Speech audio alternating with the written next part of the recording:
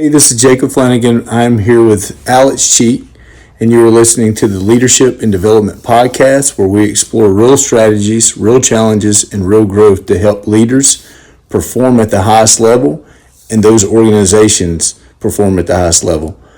Alex, welcome today. Hi, how are you? I'm doing well. If you would, just start out by explaining your role at Lincoln Technical Institute, what you do there, and just kind of give a brief introductory to what it is that you do and who you are. Yeah, so I am the financial aid director for the high school team. I work with NADC, East Point Marietta, and the national team, so I touch the majority of all high school students going to NADC to further their education for tech jobs. Fantastic. All right, can you tell me a recent initiative you implemented or supported? Yeah, one of the biggest things that I worked on recently was building out a high school focused financial aid model at Lincoln. What I saw early on were that students were getting lost between admissions and financial aid. It wasn't a smooth experience. It slowed everything down. So we built a model where students had one admission rep, one financial aid advisor working together instead of feeling disconnected. We also layered in things like FAFSA workshops, road shows, and clear status progression systems so that we could actually track where students were in the process and help them move forward. It ended up working out really well. We saw strong movement in the packaging, better engagement, and it got rolled out throughout the entire national team. We started at NADC and it got put through the entire company. Fantastic. And obviously, we know your role there and what you played in that. What was your leadership approach? Tell me, kind of how you reinvigorated or maybe pivoted and changed directions with some of the people that were under you. I would say that I'm very much in the weeds, but build you up, no kind of leader. Alex, I know that you explained your role, but if you could explain your role within the initiative. I was pretty much in from every angle. I designed the process, built out how it would actually work day to day, and then led my team through executing it. So from creating work for the status model, the training advisors, and working directly with admissions to make sure everyone was aligned. Okay, all right. How did you communicate the initiative and build alignment? I made sure people understood the why first because if they didn't get that, nothing else mattered. From there, I broke it down really clearly what we're doing, what it looks like day to day, and what success actually means. We use tools like status tracking, structured appointments, and regular scrub calls with admissions to keep everyone aligned. And honestly, a big part of it's just consistent in messaging and reinforcement. Not saying it once and assuming it sticks. I stayed close to the team, coaching in real time, and made sure we were all moving through the same direction. Fantastic. What resistance or challenges do you feel like that you faced? Um, One of the biggest was consistency. Not everyone naturally operates at the same level. So we had some advisors who were moving students quickly and others who weren't getting as much done on their calls, and it created gaps. We also had challenges with things like documentation not being done the same way across the board, FAFSA imports not always working, so we had to do manual fixes, and no shows and reschedules that did slow momentum.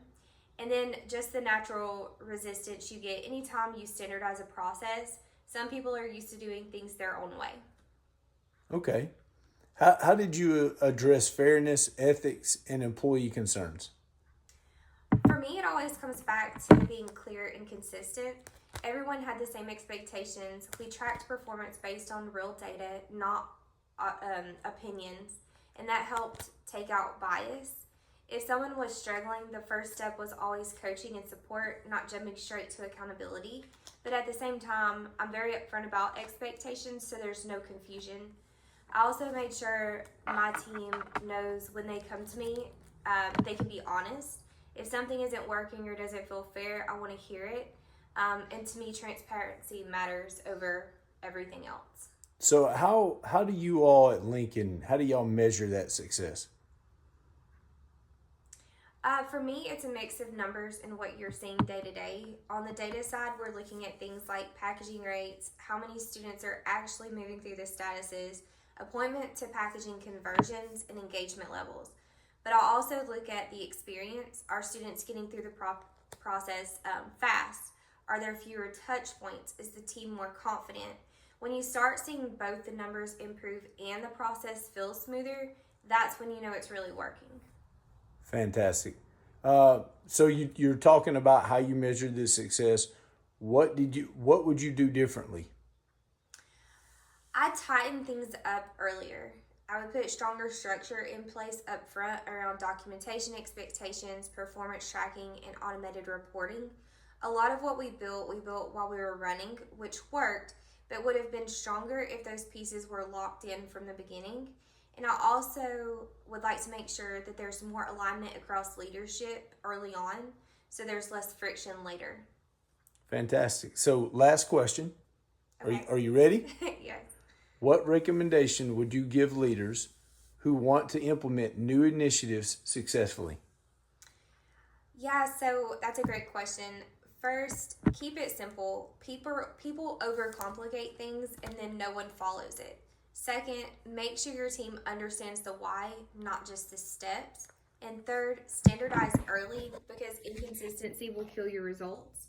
And honestly, stay close to it. You can't roll something out and disappear. You have to be in it, watch it, and adjust it. And the last thing I'd say is don't forget the people side of it. You can have the biggest process in the world, but if your team doesn't feel supported and clear, it's not going to land the way you want it to. And customer service is not going to be there if you don't have that aspect within your team. Fantastic. And listen, I got to give a big thank you for allowing us to record this.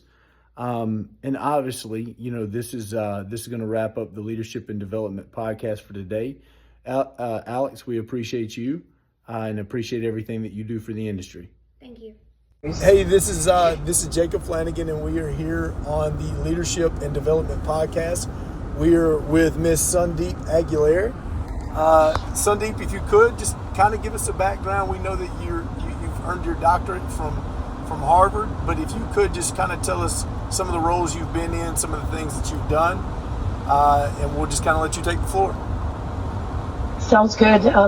I have been in higher education or education for the past 20 plus years, and my role before I got my doctorate started off as a teacher in a classroom, but I actually started my doctorate degree while I was teaching. So it was able to provide me with at least sort of looking at the challenges of education and then being able to write a dissertation that really supported some of the things that I'd seen. But once I'd achieved my doctorate, I'd known that there was so much more that I saw in education in general that could be changed and I could be a part of, and I wanted to be a change agent. And so my doctorate degree actually led me to going into leadership, and I started off sort of, leading a Doctor of Education program and a Doctor of Health Sciences program and building those programs basically from scratch. And then I went into executive leadership, which is the role that I'm in today. And this role is really about growth in higher education and looking at sort of the landscape of education because it's constantly changing. And so with, AI now being really on the forefront, my role is to help make efficiency a big part of student and staff success. Absolutely. Well, first question that I have for you, what strategic need led to the innovation that needed to be developed in order to get the medical side going? Like what innovation did you have to come up with and that you had to develop? When you think about healthcare in general, you have so many healthcare practitioners that work in silos. And at the end of the day, they're all still focused on one patient. So an OT, a PT, a nurse, a doctor, a physician assistant. The issue was that they understand their craft, but they never work together. So one of the big things that myself and my colleagues did was we developed interprofessional courses where we had every single practitioner work on simulated cases, both live and virtually, to get them to understand the language of all their peers, because at the end of the day, the death rate in healthcare amongst patients is human error. And so interprofessional collaboration and interprofessional, just in general, having that mindset as a healthcare practitioner can reduce that. So we really focused in on, it didn't matter what part of the field you came from, but understanding the value of reading another healthcare practitioner's language and working together for the success of the patient. And that program really took off, and we were able to truly show that we were leading edge in health sciences. Good stuff.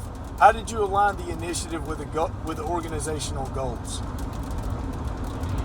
We did a lot of our externships and any of our clinicals, we worked with hospitals, just to help develop. As we had developed curriculum, we wanted them to become involved, because at the end of the day, you can learn something at a university, right, which is what they did, and learn great curriculum, but it needs to be translated into the healthcare, field. And so we really collaborated and partnered with many hospitals, and both private and public, for profit, along with clinics that were private, to right, talk about how do we now translate this, because you could graduate from a university that does this, but that doesn't mean everybody that works aligns with that methodology.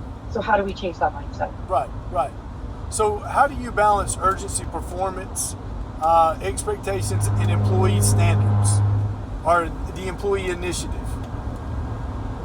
I would say first, step one is buy-in. I've always, even in my leadership, have learned that you can make people move when they understand what the purpose is, but where's the buy-in. And so really, aligning how this fits with the needs of what they're doing. How does this fit with the outcomes and the mission and the vision and the overarching goals? And then showing by leading by example that this can work has been extremely effective. If they can see me doing it effectively, right, then it shows them if I can do it, they can do it too. It's always been my philosophy, and just being heavily involved. One of the things that I do all the time is, especially when I was leading those two health sciences programs, is when those students would come to residency, they saw me doing the same thing that they're doing, so right, that they can see if I can do it, they can do it too. Right. So what risks do you consider before launching any type of initiative where you're going to have to support employees and have that balance? Data is really important. I always believe that data, it provides a quantitative number, but there's always quality in numbers. And when you look at the data, you have to look at how do you inform that data to show, effective change. And so I believe it's my role to be able to communicate that, explain it, tell the story, in order for me to bring that story forward to those who are going to enact that change. Cool. So, for me, what ethical responsibilities do senior leaders have when implementing change? Huge. I mean, senior leadership, I always believe everything starts at the top, and everything is led by example at the top, and people notice. And I don't want to call it the bottom, but people all over the organization notice it. So, if you're any change that you're considering to make, it should start at the executive leadership, and they should be modeling that. Absolutely should be modeling that. Ethical, changes within the organization. I'll give you a prime example. When I worked at that healthcare institution, we needed to develop a leadership program because we really wanted to help emerging leaders feel like they could get promoted from within. But the first problem was, that's great, we can develop this great program, but what about the people at the top? Right. If you're asking us to do leadership, let's just say, for example, then what about them? That's kind of the attitude that was truly brought up and the concerns that were raised. So a consultant was hired to help build a leadership program for the executive leaders. Yep. They went through that training first before we actually rolled out the emerging leadership program within the institution. So how do you hold people accountable without creating resistance, Sandeep? Like, that's something I've gotten to, and for those of you who don't know, I got the privilege of working underneath her. I think this is probably one of your biggest strengths personally. How do you do that? How do you how do you hold people accountable without creating resistance? I think, building relationships for me has always been really important. There are some parts of leadership I think come naturally to people, and then there's some parts that just don't. And honestly, you can't fake some of those things either. But one of my biggest strengths, and I appreciate you saying that, is the fact that I like to build relationships and genuinely build relationships with people, getting to know them for who they are, not just what they do and what their contribution is as a whole, but just truly getting to know them, understanding their challenges, working with them, coaching them, leading them.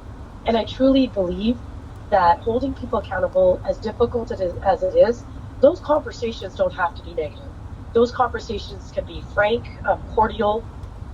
That's how my approach has always been. If I've led by example, if I've provided all of the opportunities for you to succeed, and you still don't succeed despite the fact that everything's given to you, or you're not showing your commitment to the change when I'm showing that commitment, then those tough conversations have to happen. But those conversations are, they shouldn't be a surprise. I don't ever believe in giving surprises to people. I believe that along the way, if I've coached you effectively, you know what that conversation is going to be. That's right. I also believe you should let people succeed. Give them that opportunity. Trust them to succeed. And then if you can't see that happening as a leader, then you need to start having conversations about what is my responsibilities as a coach. Right. And then get them through that. I think, I believe people come with so much institutional knowledge, and that's a critical piece. When you talk about economics, institutional knowledge is a piece of economics in an organization. So the last thing you want to do is just try to get rid of people. You do want to retain people who have value. Got it. And I agree with that. What result matters most to you when evaluating success? For me, it is, while I obviously look at goals that are targeted that we're trying to achieve is obviously really important, but what matters to me most is how we get there. I believe that when a team works together to make this happen, that's the most rewarding piece, because everybody owns that success. There's not one person that can make success happen. I truly believe it's team oriented. So anything that's accomplished, it's accomplished amongst a team of people who step up and rise to the occasion. That's, I think, the best part of success and meeting those targeted goals. And truly a leader has to define what those goals look like and help bring those people together, utilize their strengths, and work together to make that happen. Yeah. And listen, like I said before, these are traits and these are things that, I think that you worked on over a period of time, but I think that you naturally have those. I want to thank you for your time today. Obviously, we're both in transit today. You can hear the wind, the wind and the rain behind me, and you're on your way to Canada. So thank you so much for today. Correct. Thank you so much for your time. Thank you so much, Jacob. Appreciate it. Yep. So on today's Leadership and Development podcast, I have Afi Frank with me today. Afi, I'm going to let you tell us a little bit about yourself, what makes you who you are, how long you've been in education, and give us just background into your dance and just kind of what makes you you. You want all that information? Yes. Okay, cool. All right. There you go. I'm Afi Frank. I currently work with UTI, and current role is actually Director of Student and Career Services. Prior to working at this location, or even with UTI, I did have a very different background working or dancing professionally. Danced on Broadway for many years, and then took a different route and started doing some of the touring as a dancer, background dancer, and that sort of thing. So over time and over several years, I decided to transition. Went back to school, went and got my master's. I got a master's in leadership development, actually, and then from there, I actually went ahead and got a master's MBA with a focus in HR and leadership. I actually am currently studying for my SHRM, so it's a HR. Yes, yeah, Very familiar. I'm actually Very studying impressive. for that. I actually just signed up for classes because I realized the older me doesn't want to study by herself anymore. Yeah. We want to actually go in class and somebody tell me what to do, because although I'm very disciplined, I'm not that disciplined. So I actually signed up for some classes here in Atlanta, and I start that in November. Awesome. Yeah. So more development, more personal development. I love that. One of the things that just kind of stood out to me, and I'm learning more that I'm in higher education, is you said that you had a background in leadership and development. You actually got your master's in it. Yes. So you understand the 5 principles of leadership, and that is phenomenal. See, I didn't know that. And we had spoke prior. So yes, I'm gonna have to pick your brain afterwards. Obviously, I know my leadership styles, and I'm kind of wrapped into, and I'm sure you know which ones those are because you've observed me as well.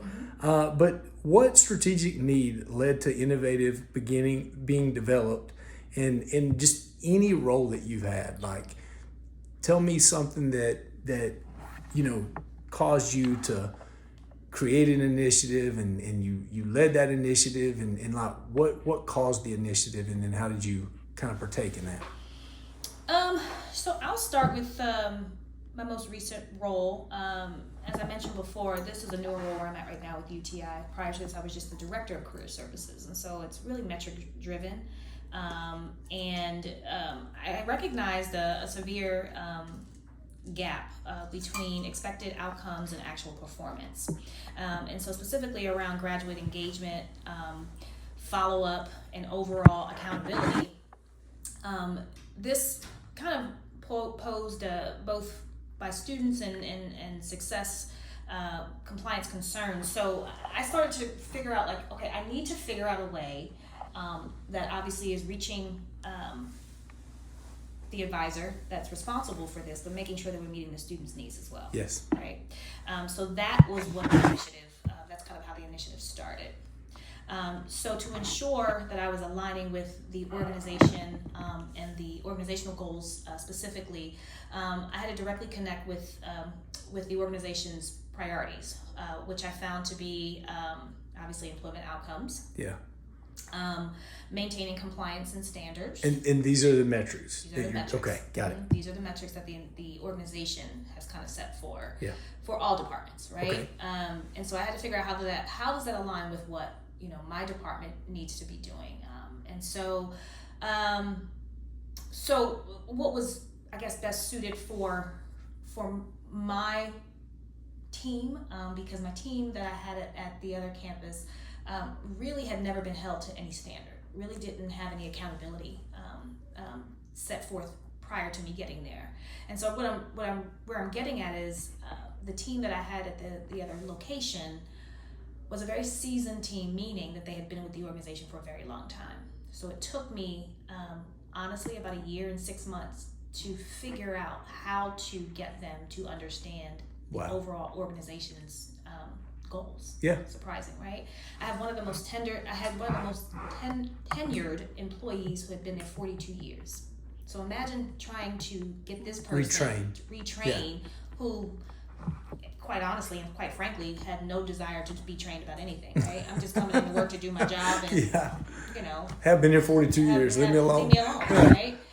But I also had to find the value in that person and had to get them to understand the value that they brought. And so that was also a part of me having to figure out how to restructure the department. Oh, wow. Yeah. So it took some time. So was that your and when you told me that and I don't want to throw this off, but that brought up about 5 additional questions just out of curiosity for me.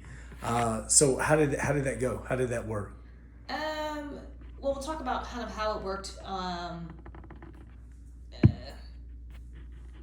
Let's just talk about personality first. Yeah. Right? Yeah. Personality was very, the person that I was working with that had been there for so long was very resistant, very defensive, very, saying it without saying it. So I had to figure out a different way strategically to get this person to understand, again, their value, because there was a value there that this person brought years, right? Name recognition. Oh, you go to this person for this. She's going to help you with this. She has the knowledge with this. She had all kinds of customer and employment contacts. So I needed that. So I think I had to change. I think I had to change first because I was trying to change her. It wasn't going to work. I had to find a common space for us to be able to work and engage with each other. Got it. And I think I did a good job of that. Maybe not. I think I did, because what came out of that is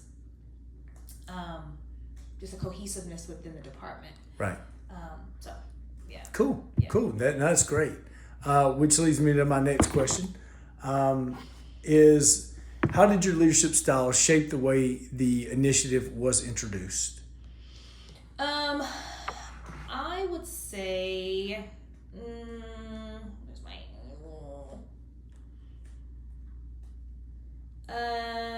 I would say my leadership style is very collaborative, yet it is accountability driven.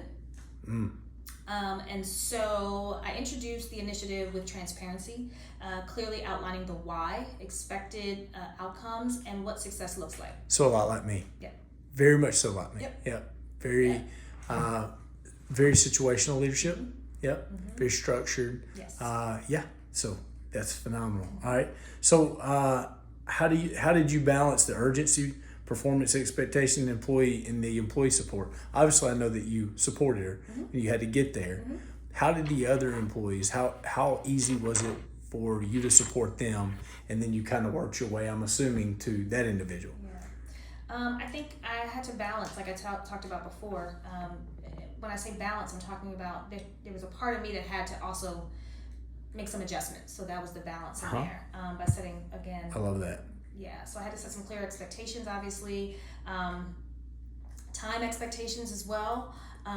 Providing, again, that structure and that support like we talked about. Yeah, that's cool. So coaching, check-ins, and acknowledgement of the sense of urgency was really important too. I think, again, dealing with a team that had been together for so many years, there was a lackluster of we're just coming to work and we're doing something, right? Yeah. But no, there's a sense of urgency as well. So I had to set that expectation too. Cool. And I may throw you off with this one. What risks did you consider before launching the initiative? Sure. Employee resistance, disengagement. Yeah. Right. Inconsistent execution across team members. Yeah. Potential decline in morale. Okay. Due to the increased accountability. Okay. And that was a huge one. And that did happen. Yeah. Because you're coming into a team that never had, well, we won't say never because we don't know. Yeah. But from what you knew, Yeah.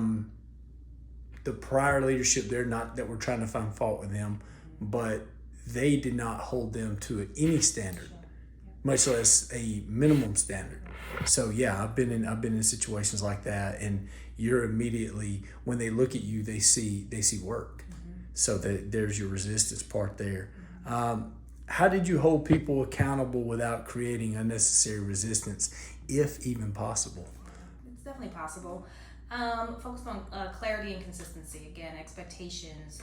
They were documented expectations. They were measurable, revisited weekly, almost daily sometimes. Yeah. Right? Where are you at with this on this day? Talk to me about yesterday. You said you did this. How did that work for you yesterday? How many calls did you make? Employer engagements, how many did you have? What was the conversation, right?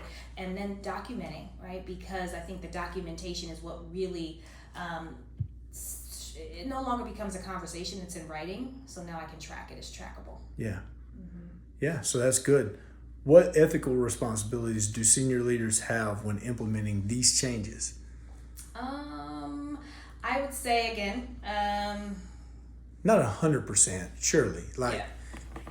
I've been in organizations where I sometimes feel like that they believe we're 100% responsible because we took the responsibility of being a leader, and I find that accountability fair and unfair at times. But what responsibilities do you feel like senior leaders have when implementing those changes? avoiding biases. I think that's something that I actually do believe that as a senior leader, you have to be unbiased. You have to go in not saying I like or dislike this person. I think that, and it's hard sometimes as a leader, because you may not care for all the persons that you're working with, but you really do have to set that aside. What else? Again, we just keep talking about accountability, and then again, just being consistent. So, Got it. Yeah. what results mattered most to you when evaluating success? It's a big one. It's a huge one. Graduate follow-up is something that is just organizational metric, and it's measurable. I can track it. So if my team understands kind of, if I'm seeing the result that the organization is wanting or wants to obtain, and I'm seeing it, okay, now my message is clear. Now I was able to get that translated over to this team, and we're seeing the outcomes, we're seeing the success. And it happened over time. It definitely did. We had quite a few lunches together. We had quite a few celebrations. We had quite a few birthday cakes and things like that. And that was only because we were getting to a success point. So it wasn't necessarily to build up to the success, but because you're already progressing. Correct. Right. And I find that with my team as well, like, or any team that I've ever, been with, when they start seeing that support, and then they see it as support and not you're trying to resist their way.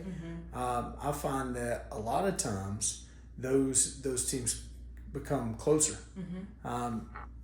Even definitely inside of work, but they almost start supporting each other as well. Yeah, and you're talking about buy-in. Yeah, because yeah. I mean, that's what I wanted. That's what you want. We ultimately got to a point where they started to buy in to what I was trying to convey. A portion of the buy-in too was getting their opinion, getting their feedback, getting their insight. What do you think about this? How do you think we should be doing this? I had more meetings like that over time. I couldn't start off like that because you had to prove yourself to me first that you actually could handle that responsibility. But we got to that point, and it was actually it felt really good after some time. Definitely. So bonus question, what leadership styles do you exhibit the most? Like, what are the two traits that you feel like you... I am someone who really champions for a person or any team member to feel, one, supported, but then two, that they can, I don't know if I'm using the right word, but they have the autonomy to do what they need to do to be successful.